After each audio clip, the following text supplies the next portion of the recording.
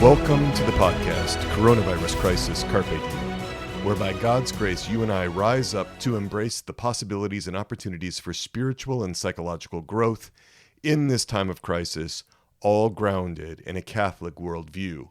We are going beyond mere resilience to rising up to the challenges of this pandemic and becoming even healthier in the natural and the spiritual realms than we were before. I'm clinical psychologist Peter Malinowski, and I am here with you to be your host and guide. This podcast is part of Souls and Hearts, our online outreach at soulsandhearts.com, which is all about shoring up the natural foundation for the Catholic spiritual life, all about overcoming obstacles to being loved and to loving. This is episode 40. Released on November 2nd, 2020. We made it to episode 40 together, people. Thank you for being here with me. It has been a steep learning curve. I appreciate your patience as I've learned the trade. I am starting to find my groove now.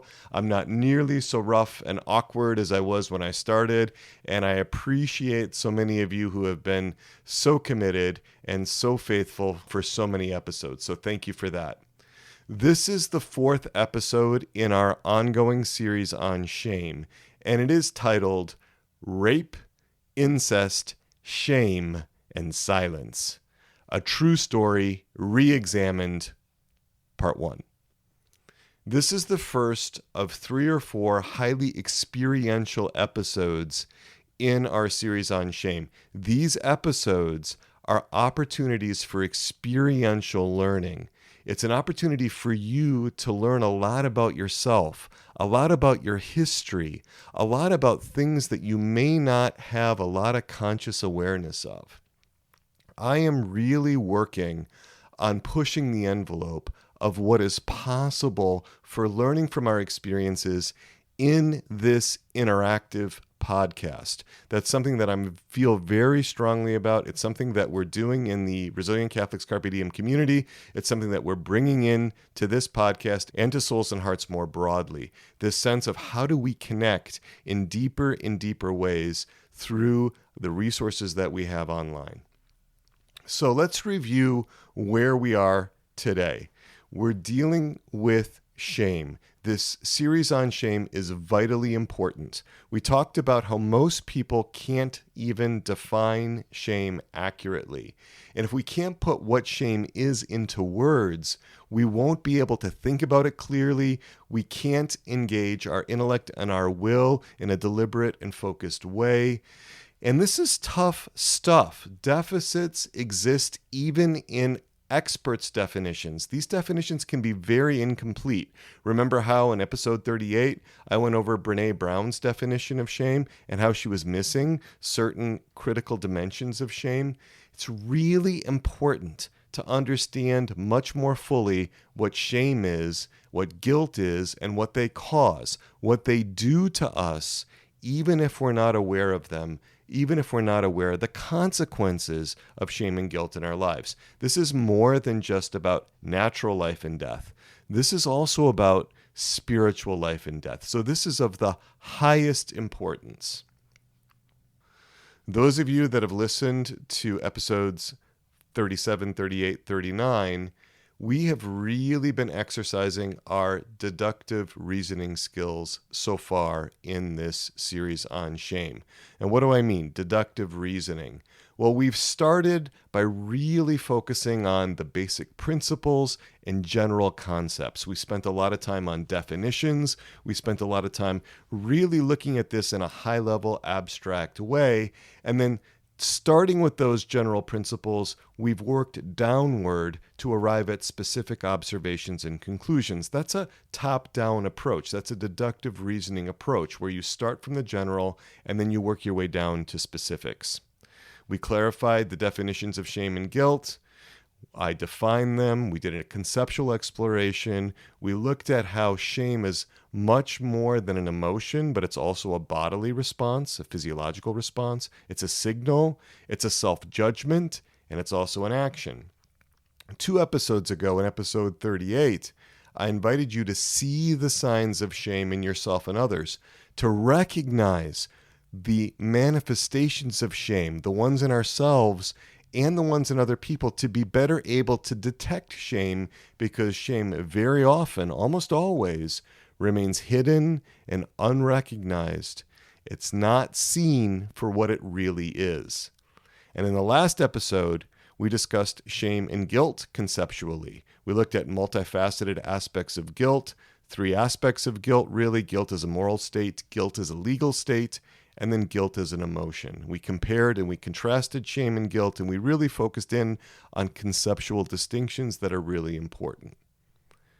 But a lot of us really struggle to learn this way by deductive reasoning, where you start with the general and you draw specific conclusions by reasoning your way down to the specific.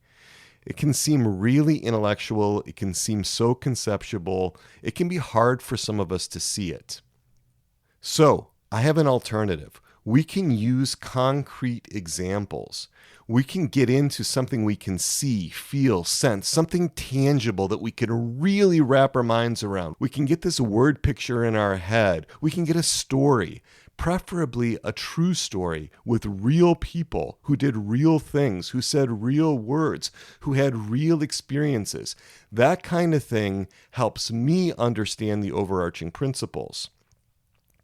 Stories and case studies help us with inductive reasoning. And this is the bottom-up approach. This is where you start with the specifics of a real given situation and you work upward towards the general conclusions. That's a bottom-up reasoning or an inductive reasoning, because it's so important, because it's so critical, not only to our natural lives, but our spiritual lives. We're going to approach this whole topic of shame, not just from a deductive reasoning position where we go from the top down, from the general to the specific, but we're also going to look at it from the bottom up, inductive reasoning from the specific to the general. We're going to bring in the stories. We're going to bring in the case histories. So how is this going to work? What is our plan? Well, today, I am going to start with a true story, a real story chock full of trauma, shame, guilt, silence, power, vengeance, all kinds of elements, dysfunctional family dynamics for sure. And we're going to go through this story multiple times. We're going to go through this story multiple times to flesh out all the facts, the particulars. We're going to get deep into the details. And from these specifics, we're going to work our way upward to clarifying the general principles of shame. And we're going to get into a lot of stuff about guilt and trauma as well, but we're going to work on shame by studying shame and its manifestations in this real life story, in this real life context. We can think about the principles we've learned about shame as the first broad strokes in a drawing. It's like an outline of shame. But now we're going to bring in the specifics. We're going to bring in the details. That's the color that's going to come alive. It's the details that are going to come alive with this story. And that's what we're going to do today. We're going to start with this story, and eventually we will review what we have learned about shame, what we've learned about guilt, what we've learned about trauma, the conceptual ideas. We're going to bring those concepts into this real-life situation. So for the last 3 episodes, we provided the conceptual foundation for understanding shame in the natural realm, in the psychological realm. And if you haven't listened to those 3 episodes, 37, 38, 39, and if you are really a conceptual thinker, if you like to start with the principles, if you like to start with the big ideas first, I would really encourage you to go back and listen to those episodes, 37, 38, and 39. There's so much conceptual meat in them for you to really dig into.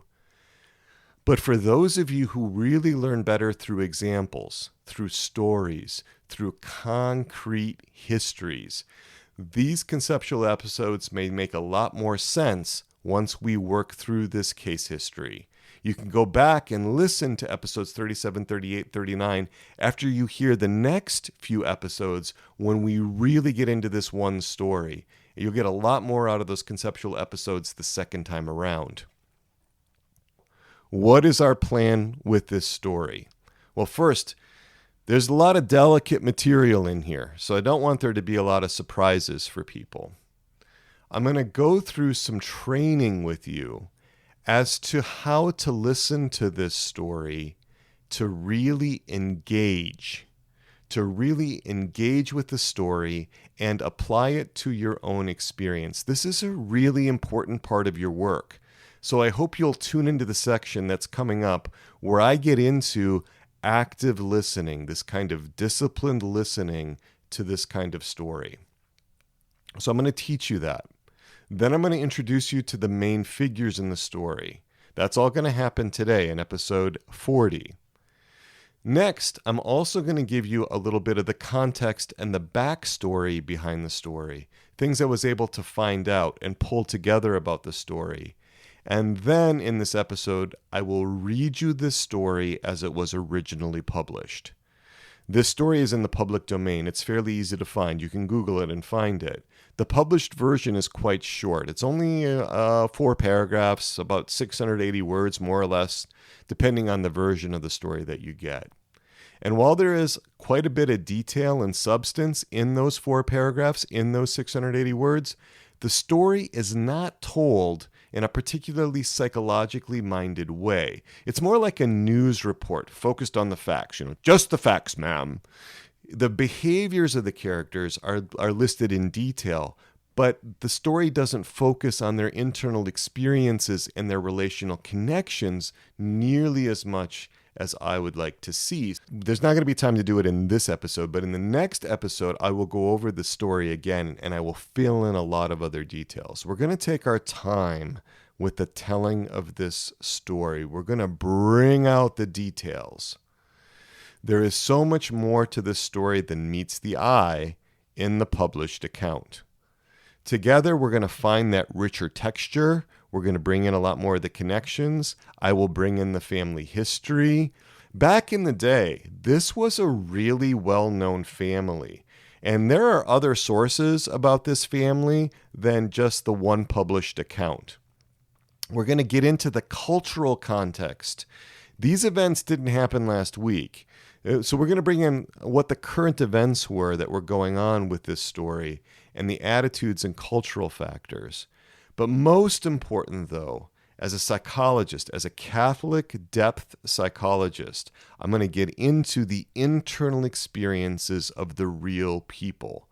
I'm going to provide you a window into at least how I see their hearts, their minds, their bodies, all engaging in this really traumatic experience and like what it means. I'm going to be making what I think are reasonable inferences, but remember, those inferences are going to be speculative, right? I'm going to be giving you my perspective as a Catholic psychologist on what happened in the hearts and minds and in the bodies, the souls of these folks, of these characters in the story. In the next episodes, we'll go through the 5 dimensions of shame for each of the characters in the story, all of whom have a very different experience of shame, all of whom express shame in very different ways. We're going to go through Nathanson's 4 defensive scripts for avoiding shame. Remember that from episode 37? He talked about there are 4 ways that people react when they're trying to avoid shame. That is attacking the self, attacking others, isolating the self, and avoiding inner experience. We're going to see how those play out with the characters in our story. The story will also be a bridge for us to explore the spiritual dimensions of shame. We really haven't gotten into the effects of shame on the spiritual life. I considered starting that in this podcast episode, but we really want to grip onto what is going on with shame. We want to really understand it. We want it to be really ingrained. And so I really wanted to consolidate what you know through the story first. But as we get into the story, we're going to talk about the many ways that shame sabotages our capacity to receive God's love. It sabotages our ability to take in, to receive the love of God, to receive His paternal care. We're going to look at how shame compromises our capacity to love God back and how it also undermines our relationships with our neighbors. So this story, the one I'm bringing to you today and that we'll be working with for the next 3 or 4 episodes, it's going to serve as a reference point for understanding shame and the spiritual life as we continue through our series on shame. All right, so why should we do it this way? Why should we go through the work of understanding the experience of all these people in this story? Well, as difficult as it may be, if we can make sense of the story, if we can make sense of the experience of other people, especially around shame, then at least in some ways it will help us to make sense of our own stories, of our own experiences of trauma and of shame. You know, it's easier to understand the experience of abuse, the experience of trauma, the consequences of abuse, the consequences of trauma, when we look at it in someone else's life. When we look at shame, especially in someone else's life, it comes into clearer focus than we can see it in our own lives. From a distance, you can see how the dynamics of violation, trauma, betrayal, and shame, you can see how those dynamics work. You can see them more clearly than when it's in our own lives, because remember, our own shame is hidden. It's harder to recognize. So understanding the stories of these real people in this true story can help us understand and accept our experiences and help us come to love ourselves in a much more ordered way so that we can heal. So that we can heal. That's what this is all about. Diving into these stories will also help us make sense of others' stories of shame, the people around us. It will help us to accept and love them with greater compassion, with greater attunement. So, this is all about helping ourselves and others along the road to salvation. It's not just about healing in the natural realm, as important as that is. It's also about helping us along the road to salvation, helping us be able to be in a closer relationship with God. Grace perfects nature. And apart from vice, apart from sin, in the natural realm, I know of nothing more disordered than shame. I know of nothing that harms the natural foundation in the spiritual life more than shame. And again, I'm not talking about sin here, right? That's a whole separate ballgame. I'm talking about the kinds of experiences that are morally neutral, right, that disrupt our capacity to relate with God.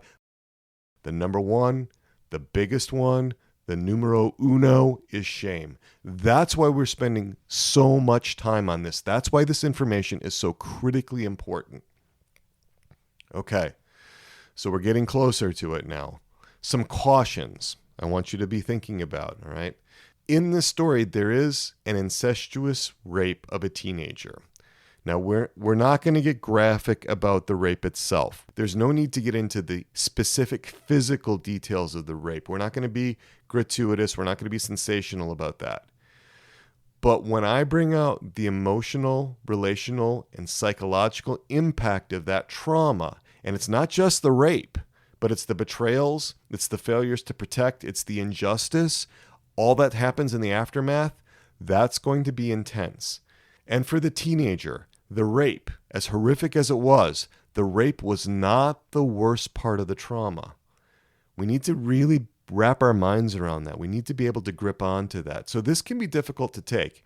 And as I got into this story, it really impacted me. Last Thursday night, as I was doing some of the initial work to really put this story together, to put this podcast episode together, I was really wound up. I was awake for several hours in the night, just sort of reeling with the impact, because I was thinking about my own daughters, my own teenage daughters, and I was seeing this story through clinical eyes, not just the published account, but entering into the internal worlds of the characters. And that was really tough. That was really agitating for me. It's even hard for me right now, right? I'm a seasoned clinician. I've seen a lot of really bad things go down. I've seen a lot of human wreckage, right? Truly vicious and horrible things. And this story hit me hard. So it's understandable that people would want to avoid this kind of material because it causes us to suffer. At the same time, though, we need to be real about these things. People who are traumatized, people who are burdened with shame, rape survivors, people who are confused, people who are lost, they need resources. These kinds of awful violations happen, and they happen a lot, and we need to be able to talk about them. There is no neat and tidy way to talk about incest. There's no neat and tidy way to talk about rape, sexual violence. It's not a tidy topic. It's difficult to talk about the aftermath, especially the experience of shame. But we don't want to avoid these topics, even when avoiding them seems like it's masquerading as propriety or something like that. We don't want to offend anybody's tender ears. We need to be able to talk about this. And we need to be able to put these things into a Catholic context. We need to be able to see them from a Catholic viewpoint. Because if we don't as Catholics get into these things, if we don't address sexual violence, rape, incest, family trauma, those who have suffered these traumas are going to experience being abandoned again. They're going to experience being unheard, misunderstood, not known again. And we can't have that. We can't have that, because if they experience that, if people who have been harmed, if people who have been hurt, Catholics that have been hurt, do not feel like they have been heard, known, understood, if they are set aside, if they're avoided, right? If we treat them like lepers, or if we're really awkward and so forth, they're going to look for explanations and meaning making from somewhere else. They're going to look for some kind of comfort, some kind of meaning making, some kind of way to cope with the experience from other sources that do not have the fullness of revealed truth. That's really important. This is about people who need to be connected with on a human level. And part of that is them being able to continue to embrace the faith after something really bad has happened, after something evil has happened to them. Okay, so let's be prudent in listening to the story. First of all, some of you know that my 7-year-old daughter, Lucy, is an avid listener to the podcasts. My 10-year-old son also listens in from time to time. They will not be listening to this podcast in the next 2 or 3. Just so you know, anybody that, is familiar with James and Lucy, they're not listening in on these. I'm going to be talking with them about that. As important as it is to deal with these topics, we need to be thoughtful about where we are in our life journey. We need to be thoughtful about where we are in our healing, and this story may strike really close to home for some of you, especially if you've experienced sexual violence, especially if you've experienced betrayal, especially if you've experienced rupture within families, especially with your parents. You don't have to listen to this story. You don't have to listen to my analysis of it. Listen to it only if it's good for you. And even for people that are psychologically well integrated, this is painful stuff. So if there's unresolved sexual trauma, this may not be a great time to listen to this. It may be a terrible time. If there's unresolved incest, unresolved betrayal, unresolved abandonment issues, if there's a lot of conflict with siblings, pay attention. We'll talk about how to pay attention, but pay attention to what you're experiencing, because I don't want anybody to get overwhelmed by the story. If you listen, though, the story is going to move you in various ways. And I already mentioned the one night I got a very little sleep because of how wound up I got about the story. I want to share with you now about 3 levels of listening to a story like this. 3 levels of listening to a story like this. The first one is what we typically mean by listening to the story. It's the ordinary sense of the word. The second level is listening to yourself. It's listening to your own experience as you hear the story. And the third level is to listen to the inner experience of the characters in the story. We're going to go through all of those in greater depth, though. Listening, the third one, listening to the inner experience of the characters, and I will help you with that. So, the first, I'm not going to spend a lot of time on this first level of listening. Basically, that's just what everybody thinks of when they think of listening, right? You're taking it in, you're hearing it, you're working to understand what the words mean, you're putting together sentences, you're gripping onto what is being conveyed. The second level, though, listening to yourself. This is really important. This is listening to yourself as you hear the story. Hearing about trauma can pull for unresolved trauma in you, right? The parts of you that carry trauma can begin to well up, and that can get kind of dicey, right? Especially if what you're hearing in the story resonates with these parts. It can create a portal for those parts to break into conscious awareness, the parts that are burdened with different types of trauma-related effects, including shame. So hearing about shame can pull for unresolved shame in you to come to the surface. So I want us to be aware of that. How do we care for ourselves when we're listening? This is part of the listening at that second level. We're attuning to ourselves. So let's get into the nitty-gritty of this in greater detail. I'm going to invite you, as you listen at the second level, right? This is listening to yourself, to listen especially to your body. This is part of body set, becoming aware of your body set. This is so important. And the first thing that I'm going to invite you to consider is, as you listen, are you in your window of tolerance? Now, do you remember way back in episode 37, and we reviewed it in episode 38 too, the window of tolerance is the zone of arousal in which you are able to function most effectively, right? And you can leave this window of tolerance in 2 directions. You can get hyper-aroused, where you go into fight or flight mode. The sympathetic nervous system revs up, it kicks in, and your heart starts to race, your breathing quickens, pupils dilate, blood rushes to your extremities, your face can turn red, and you're getting ready to defend yourself, you're getting ready to attack, or you're getting ready to run away. It's the fight or flight response. So we want to be noticing if we're getting outside of our zone of optimal arousal, if we're getting outside of our window of tolerance into hyperarousal. If we are, then we want to slow things way down, and we'll talk about how to do that in a minute. The opposite is hypoarousal. Remember, we talked about this in episodes 37 and 38 as well. This is the freeze response, where you're like a deer in the headlights. You disengage socially. You feel shutting down. We start to numb out, might dissociate, lower our head, break off eye contact, feel ourselves curling up like in a ball, hunching to protect our vital organs. We might want to make ourselves look invisible or at least smaller. And there might be that feeling of ice water running through your veins or fluttering in your belly. That's hypoarousal. That's where the parasympathetic nervous system kicks in to shut us down.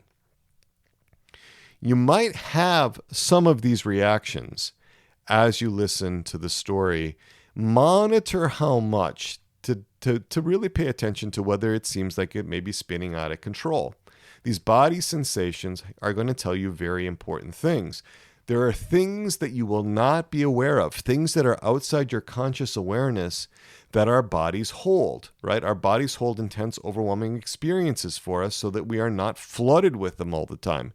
And Bessel van der Kolk does a great job of describing this in his #1 best-selling book on trauma called The Body Keeps the Score. So we're listening to our emotions, we're listening to our feelings, we're listening to our body sensations, and I'm going to invite you to write them down. Write down your internal experiences as you listen to the story, as you listen to me retell the story in these various iterations. You can make notes. What parts of the story struck you? What elements of the story really caught your attention? What factors in the story brought up intense emotion? What moved your heart? What blew your mind? What rocked your body in some way? All right. Note down the time markers of where this happened in the podcast so you can go back to it if you want to. This is going to require some additional focus. So as we get into this material, it might be good to have some dedicated time to give it your full attention, right? This is hard to do while you're driving, obviously, or while you're exercising, or while you're cooking supper. Now, as I mentioned, I'm going to tell the story multiple times, each with increasing intensity. If you are readily activated or agitated in the first telling that I'm going to do today, that's the published version, which I'm just going to read to you with the facts and the behaviors. That's an important sign. I want you to pay attention to that because it may mean that you're really not ready to go into when I bring in some greater intensity. Right? You can talk through this. If you're in therapy, bring it to your therapist. If you have this kind of reaction, you can have your therapist listen to these episodes as well. These topics are great for therapists to listen to, whether they're Catholic or not. And I'm also going to invite you to process these story episodes with someone you trust, with a trusted friend or a family member. You can introduce them to the Coronavirus Crisis Carpe Diem podcast. It'd be great for them to listen to it anyway. If you notice that you are becoming overly agitated, leaving the window of tolerance, then by all means stop the recording. Notice where you are, pay attention to the room around you, listen to the sounds around you, feel your body, walk around, just get reoriented to the present moment. That should pass. The third level of listening, right? So the first level of listening is what we typically talk about as just listening. The second level was what I was just introducing you to, which is really listening to yourself, really listening to all your internal experience as you hear the story. The third level of listening is to listen to the characters. It's to understand that these are real people, and it's about building your capacity to understand them and enter into their internal worlds.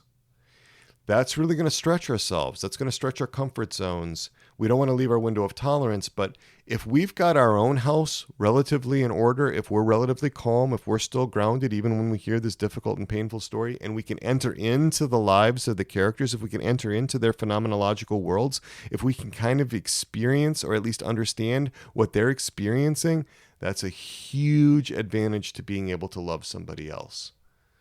And that takes practice. It takes practice, but it also takes us being grounded first, because you can't do that unless you're grounded. You can't do that unless you're in your window of tolerance. And so that's the third level, is really about being in somebody else's moccasins, really being in their experience. Not that you're experiencing everything they're experiencing, because that would be destabilizing, but understanding what they're experiencing. Right. So 3 levels of listening to the story, attuned to listening to yourself, and if you are able, compassionate listening to the other characters in the story. And some of them are going to be much easier to connect with. Some of them are going to be much easier to be compassionate with than others. So there's also like a whole realm of ways that we can practice this depending on which character in the story we're actually addressing. So we are about to enter into the story, and I'm going to start by just introducing the characters. I'm going to introduce the cast that we're going to be working with in this story over the next 3 or 4 podcast episodes. And the first character that I want to introduce is King David. King David, born about 1035 BC in Bethlehem, anointed at about age 10, maybe 12, and about 1025 BC. King David, who defeated Goliath when he was a teenager. King David, who became king of Judah in about 1000 BC, and who solidified his empire several years later after a war that consolidated all of Israel together. King David, who in 980 BC commits adultery with Bathsheba and arranges for her husband Uriah to be killed on the battlefield. King David, who was rebuked by the prophet Nathan in December of 980 BC, that's just 2 years before our story begins. The prophet Nathan said, "The sword shall never depart from your house, and I will raise up adversity against you from your own house." That was the prophecy from the prophet Nathan as a consequence of David's adulterous relationship with Bathsheba and his arranging for the death of Bathsheba's husband Uriah. He's the first character, King David. Second character, Prince Amnon. The name Amnon in Hebrew means faithful. Prince Amnon was born about 998 BC in Hebron. And when our story begins, he's about 20 years old. He's the oldest son of King David. He's the son of King David and Ahinoam, David's second wife. He's the crown prince. He's the one that is in line to take over the kingship. He has all the power and privileges associated with being the crown prince, and he's the favorite son of King David. Prince Amnon, 20 years old, crown prince. The next character, Prince Absalom. Prince Absalom. Absalom means father of peace. He was born about 996 BC. He's 18 years old when our story takes place. He's the third son of King David by his wife Maacah. He is the younger half-brother of Amnon. There's 2 years that separate them. Amnon is 20. Prince Absalom is 18. He's the most handsome man in the kingdom, according to 2 Samuel. And he was praised for his beauty, especially for his hair. Prince Absalom. Our fourth character, Princess Tamar. Her name means palm tree. And the palm tree is a symbol of justice to the Israelites. She was born about 997 BC. She's 19 years old at the time of our story. Very beautiful. She's the daughter of Maacah and King David. So she is a half-sister to Amnon, the crown prince, through her father's side, King David. But she is a full sister to Absalom. Absalom is younger by her than a year, and they share the same parents. Princess Tamar is a virgin daughter of the king. She wears a robe with full sleeves as a symbol of her status in the royal household. This robe is called a ketoneth. Princess Tamar. The fifth character in this story is Jonadab. Now, Jonadab, that name means the Lord is noble in Hebrew. The Lord is noble. He is a cousin and a friend to Prince Amnon. He is about the same age as Prince Amnon. He is a nephew of King David. And Scripture says that he's very crafty, very subtle. That'll be an important point in the story. And then all great stories have a chorus, and actually we have two choruses here in this story. We have all of Prince Amnon's servants, his retinue, that stayed with him at almost all times. And then we also have Princess Tamar's handmaidens, her servants, that serve her. They're also part of the story. The year is 978 BC, just over 3,000 years ago, in Jerusalem. All right. So we ready for this active, attuned listening? Are we ready to engage with this story now? I'm going to really invite you to listen to this story. We talked about the 3 levels. The first level is just hearing the story. The second level, though, is really listening to yourself, listening to your body reactions, listening to your emotions, listening to your own thoughts, your memories, your attitudes, your beliefs that come up, that come bubbling up during the story, sayings that come up, images, memories. To the degree that it's safe enough, to the degree that it's secure enough, I'm going to encourage you to be open, to really allow space for parts of you to be heard.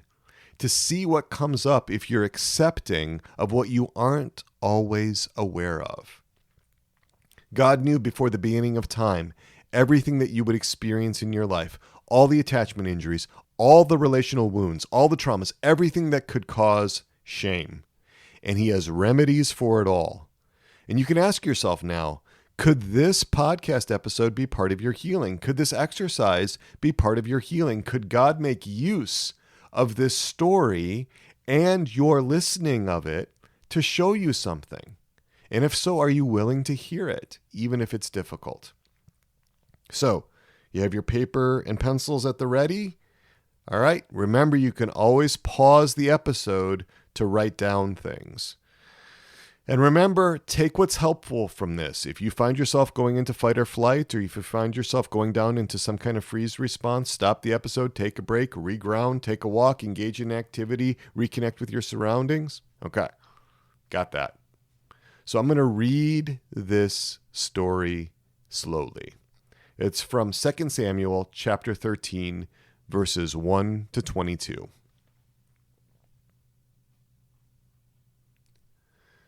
Now Absalom, David's son, had a beautiful sister whose name was Tamar. And after a time, Amnon, David's son, loved her.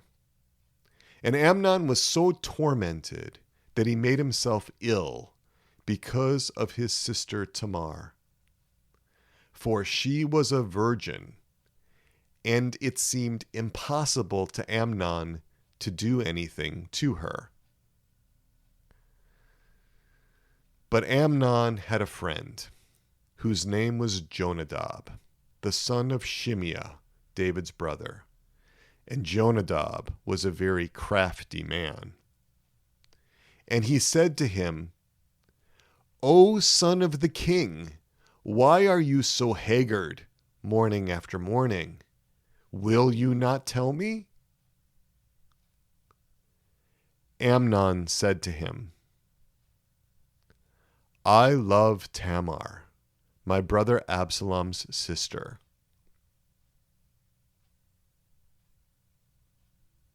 Jonadab said to him, Lie down on your bed and pretend to be ill. And when your father comes to see you, say to him, Let my sister Tamar come and give me bread to eat, and prepare the food in my sight that I may see it and eat it from her hand. So Amnon lay down and pretended to be ill. And when the king came to see him, Amnon said to the king, Pray let my sister Tamar come and make a couple of cakes in my sight, that I may eat from her hand. Then David sent home to Tamar, saying, Go to your brother Amnon's house and prepare food for him. So Tamar went to her brother Amnon's house, where he was lying down, and she took dough and kneaded it, and made cakes in his sight, and baked the cakes. And she took the pan and emptied it out before him, but he refused to eat. And Amnon said, Send out everyone from me. So everyone went out from him. Then Amnon said to Tamar, Bring the food into the chamber, that I may eat from your hand. And Tamar took the cakes she had made and brought them into the chamber to Amnon her brother.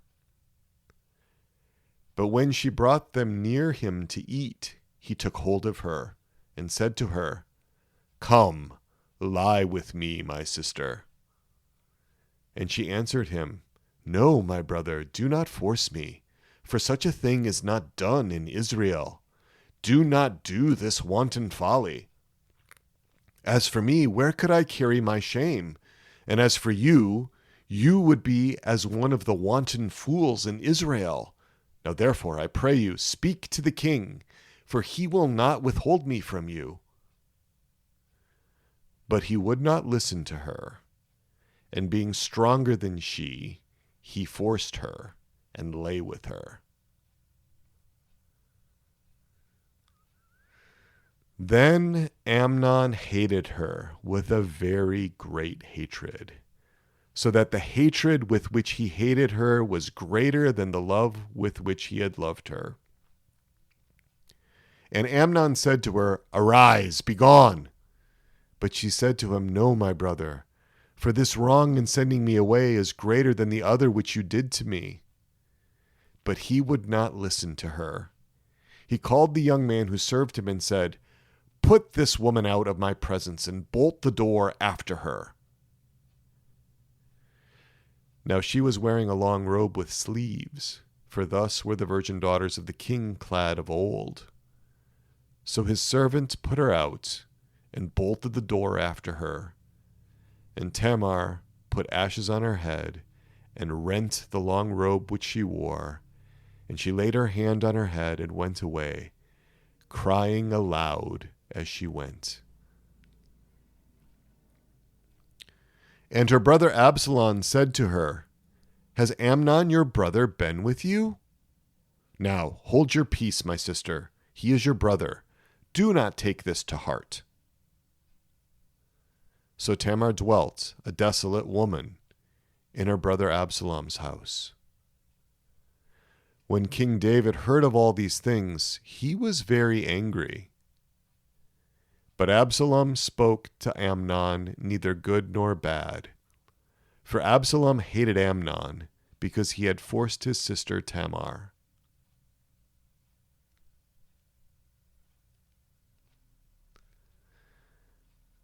And that's the last that we hear of Tamar in the scriptures. Let's take a break now. Let's sit with this for a minute. Let's notice what's happening within us.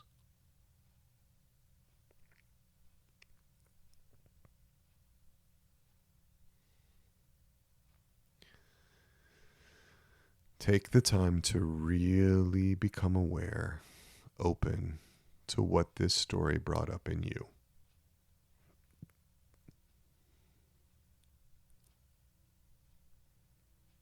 If it seems good, jot down a few things that you're experiencing.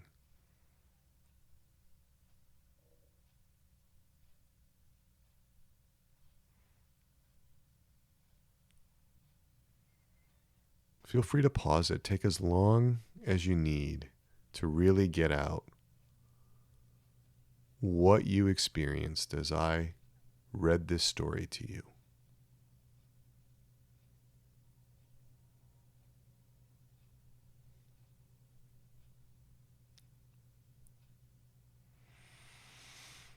Okay, now as I promised you earlier in this episode, in the future we're going to take a much deeper dive into this story. We have all the preliminaries out of the way. We have all the conceptual stuff that we need from the previous 3 episodes. We've now introduced this story. We've gone through our first read of just the basic facts. In the next episode, I'm going to be walking you through this story with much more background. I'm going to be walking you through it with my particular perspective on it through the eyes of a seasoned Catholic trauma psychologist. We're going to go into it in far more depth with much more detail. All right, so call to action. I'm going to really invite you to share this podcast. This podcast is on Spotify, it's on Apple Podcasts, it's on Google Play, it's now on Amazon. Share it on social media. We've got buttons for sharing it at soulsandhearts.com/coronavirus-crisis. You can get there by just going to soulsandhearts.com. There are buttons there. Get the word out. Get your personal recommendations on this, right? Talk about how these episodes have helped you with people that you think could benefit from them, right? Share them. Let others know. Discuss what you experienced in engaging with this story of Tamar with another person who has also listened to the podcast episode, right? If you can, that's a wonderful thing to do. You've done it. Somebody else has done it. To be able to come together, again, assuming you trust the person, right? Don't do this with just somebody you don't know very well. Somebody that you trust. It's great to be able to share those experiences. It takes it to a whole nother level, a whole relational level. If you're in the RCCD community, if you're in the Resilient Catholics Carpe Diem community that's grown up around this podcast, that's also a great place to do this in. You can do it on the main boards if you want, or if you have somebody that you've connected with in the community, somebody that you feel like you have this good relationship with, well, then ask the person first, right? Don't just send somebody a private message with all your stuff in it. Just check it out with them. See if that's something that the other person would like to do. See if there's some reciprocity there. And if it is good to do it that way, you can private message each other, right? If you're listening to this episode as it just has come out, right, you have one more day to join the RCCD community, right?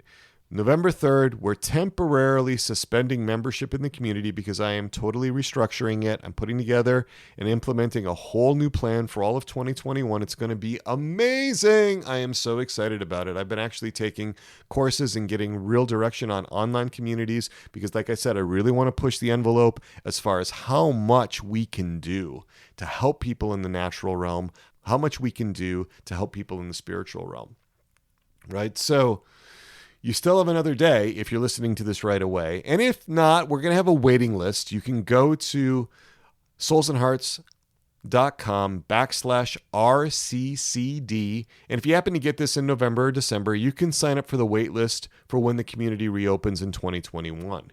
I think we're going to be doing that. I'm going to try to reopen the community in January. So I don't want it to be too long that it's closed, but I do need, like I said, I do need some time to really take it to the next level. We deal with the tough topics in the RCCD community. We deal with the tough topics on the podcast, but we take it to a whole new level in the RCCD community. You can work through these themes on your own or with a friend that's also listening to the podcast, and you can apply these things to your life, and that's great. But it's so much better and it's so much more relational to do this with other Catholics who are doing the same kind of work on their own natural foundations, other like-minded Catholics in the Resilient Catholics Carpe Diem community. This podcast and this community is experientially unique because we draw from all kinds of fields, we draw from all kinds of techniques to help bring you transformative experiences that don't require you to be in therapy. Right? We have great discussions. We have real life examples. There's a lot of vulnerability on the discussion threads in the community. If you're in psychotherapy or counseling, know that so many of our RCCD members also are. And this community works as an adjunct to the good clinical work that you're doing in your therapy. If you're not in therapy, there's still a great opportunity to take advantage of resources and relationships and connections in the RCCD community so you don't have to do this all on your own.